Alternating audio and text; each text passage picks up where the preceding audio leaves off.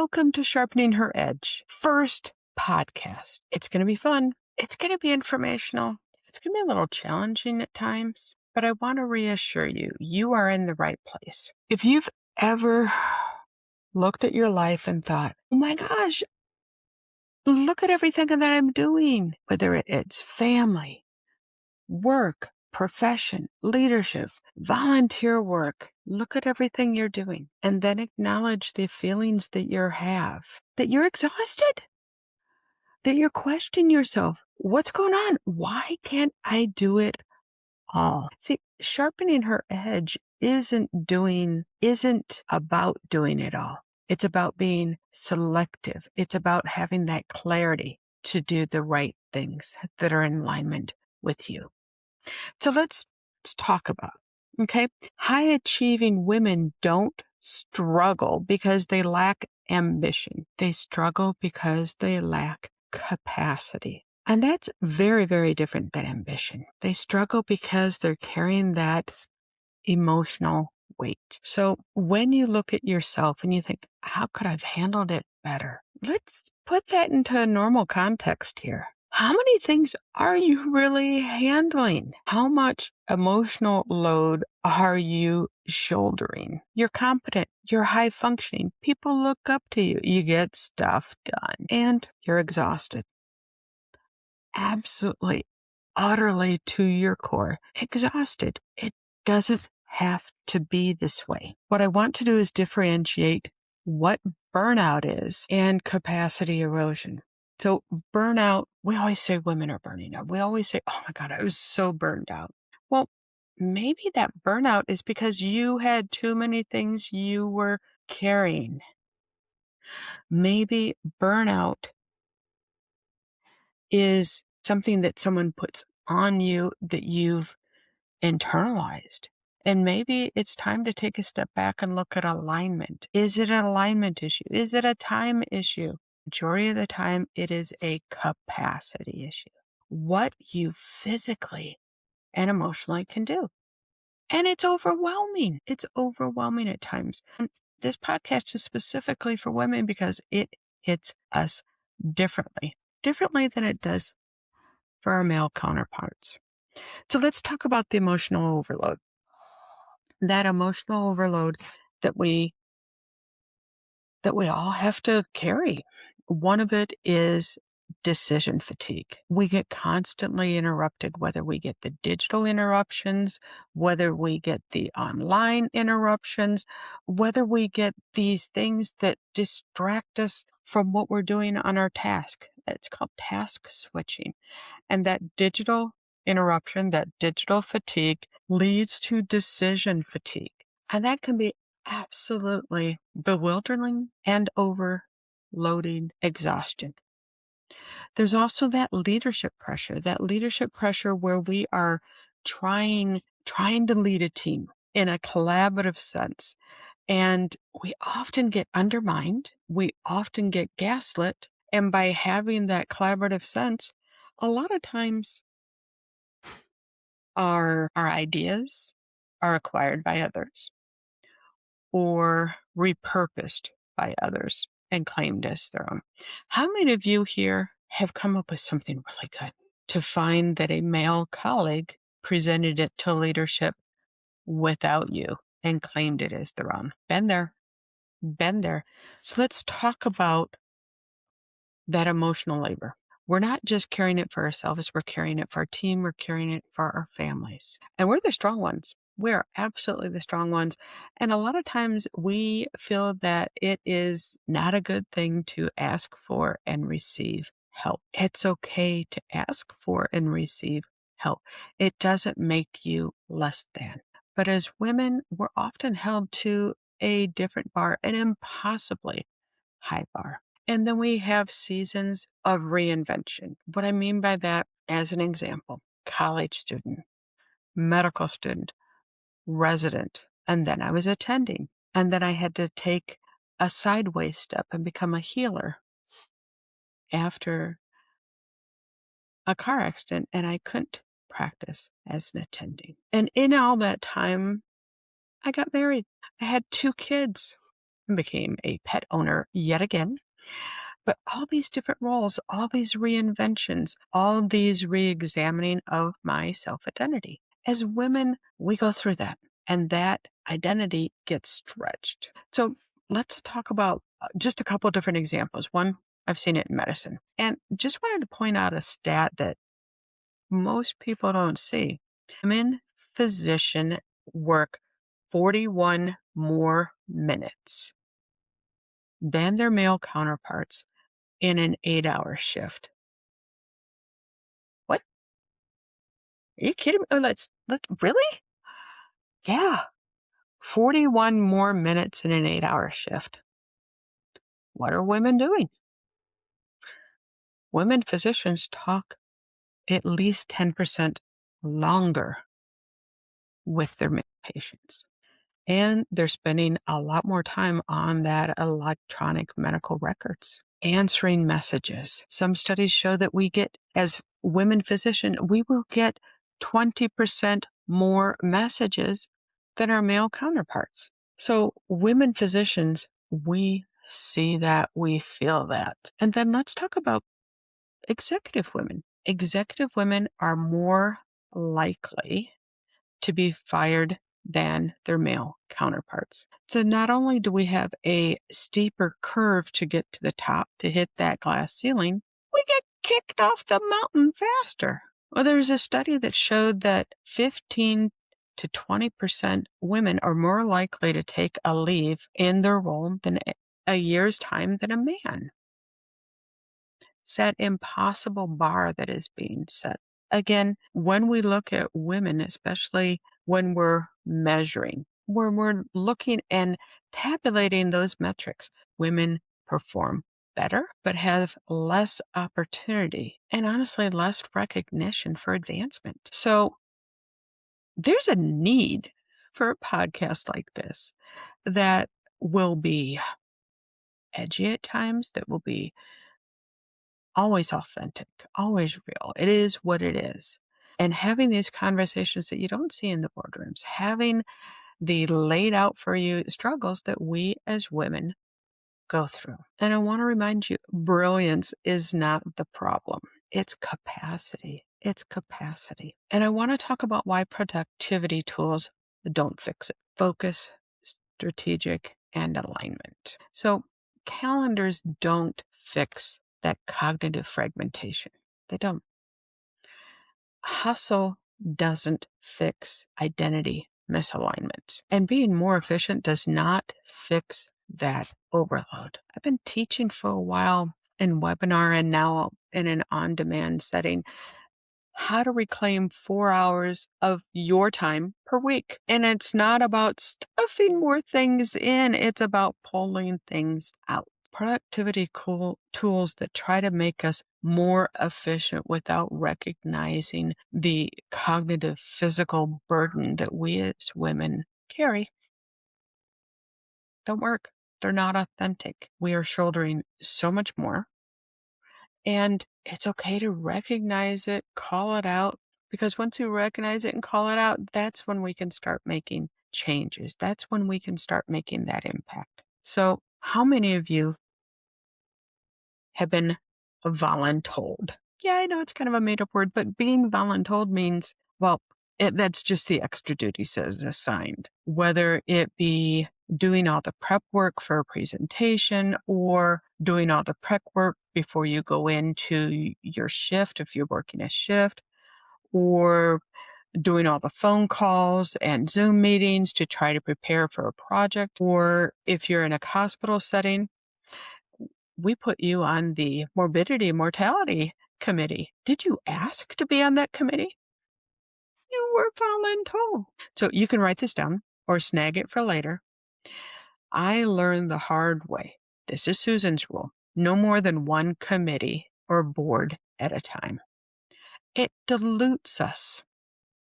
It drains us. It takes too much of our precious energy. Precious energy. What is precious energy?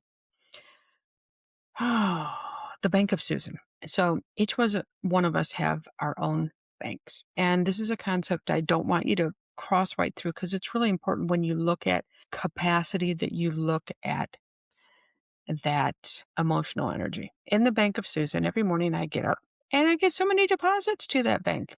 Can be related to how much sleep I had, can be related to what I ate yesterday, can be related to absolutely nothing.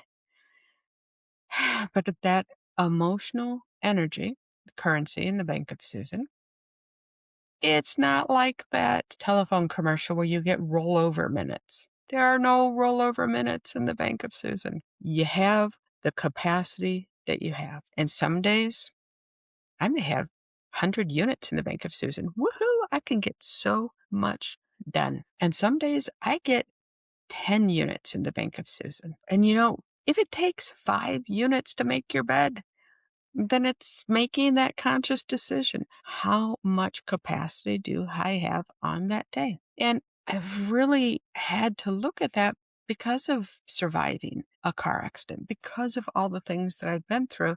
Did I look at my emotional energy before? Did I look at my capacity before? No. How many of you aren't looking at your capacity? How many of you aren't looking at what is the cost of what you're doing? What is your bandwidth? And it's okay to say enough. It is. It's okay to be tired. It's okay to tell others, I can't do that. And no is truly a complete sentence. Part of what we're doing here at Sharpening HER Edge is making that shift. We're going to become more strategic. We're going to be more focused and in alignment with what our goals are, what our mission is, what our passion is, and looking at the things that we're doing. Burnout often comes when we are not in alignment, and we call it burnout. There's lots of different names that people have had for it over the years, but looking at what your capacity is and looking at whether you are in alignment. Now, if you are working in a setting for somebody else, you may not necessarily have the control over everything. Been there. I'll give you an example. I had finished college, was accepted into medical school, finished 4 years grueling medical school, accepted into residency, realized partway through my first residency that it was not for me, switched residencies, finished that residency, got my first job as an attending. I was so excited.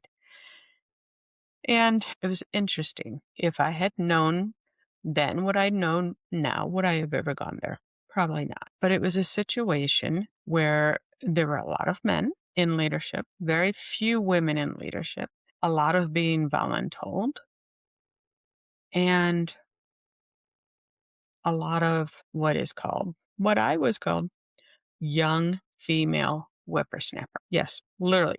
There I was as a board certified physician and called a young female whippersnapper because I questioned, we were paid on production. And otherwise, you eat what you kill, which is not a great scenario for medicine, but that's the way it was. And the person who was doing all the billing was out of commission for 8 weeks, had surgery. They didn't have anybody else to do billing. Can you imagine that? Huge practice, no billing for 8 weeks. Billing leads to insurances paying you, which leads to cash flow. So cash flow died. And I had enough of a business background to say, there's an issue here. I'm paid on production and I'm seeing the patients and it's not getting billed. I got shut down. I got shut down hard. Like, this isn't a good fit. It's time to leave. It was crushing. It was devastating. And it was one of the best things that ever happened to me. Being told to resign or be fired from my first job as a physician. And I had never been in that scenario before, but they did not want to hear what I, as a young female whippersnapper, wanted to say, which was, hey, there's a billing issue. It gave me the freedom to open my own practice. It gave me the freedom to do something different. It gave me the freedom to do something much bigger with greater impact. Do I laugh at the phrase young female whippersnapper? You bet I do. got more fun about it. Google Gilda Radner and young female whippersnapper. So that was just one of the many scenarios that I had as a physician. Another example as a female leader, executive, we were just sharing these because I'm sure it's going to resonate with some of you. We set up an independent physician association. I did all the work for it. I learned how to do business plans, all of it. A male colleague assigned his office manager to assist me. And once we got it going, he took 100% ownership of it. Wow, that hurt. That hurt. And not only that, but the woman who was supposed to be helping with me went along. So, yeah, I'm sure that hits with a lot of you where you're doing the work, you're doing the effort. Let me rephrase it, unpaid effort. And a man just swoops in and grabs it. So you have a choice of what to do next and learn from it.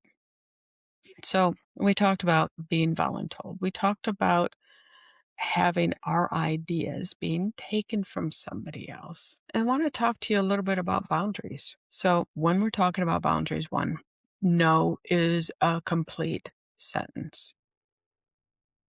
Recognizing that someone else's emergency does not mean that we need to take it in on our own, that it's okay to say no and not have to explain ourselves. When I started my own private practice and built it up to 10,000 square foot space and brought in 10 providers, and I hate the word provider, and that's probably another podcast, but words matter. I'm not a provider. I'm a physician. Own it. Own it. And finally, the medical establishment organizations are pushing back on it and saying, hey, we're not providers. There is not a happy provider's day. It is a happy physician's day, a happy female physician's day. Don't dilute your worth and don't allow others to dilute your worth by a name or a title.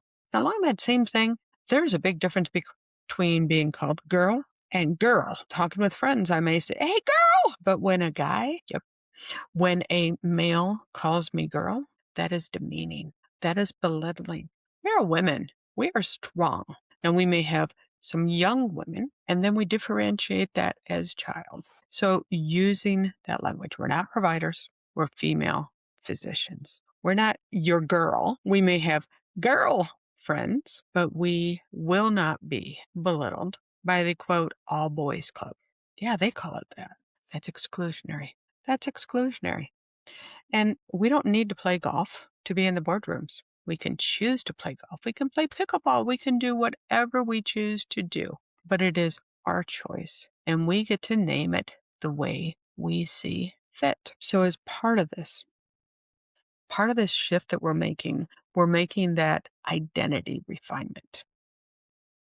We're having that clarity about reinvention, about reclaiming our time, and we're having our boundaries at the highest level, maybe even higher than that glass ceiling that we keep trying to shatter or have shattered. So in sharpening her edge, it's about reclaiming the power, reclaiming the nomenclature, reclaiming our time, our capacity, and our alignment. We talk about ambition. We talk about money. We talk about identity. We talk about all these things.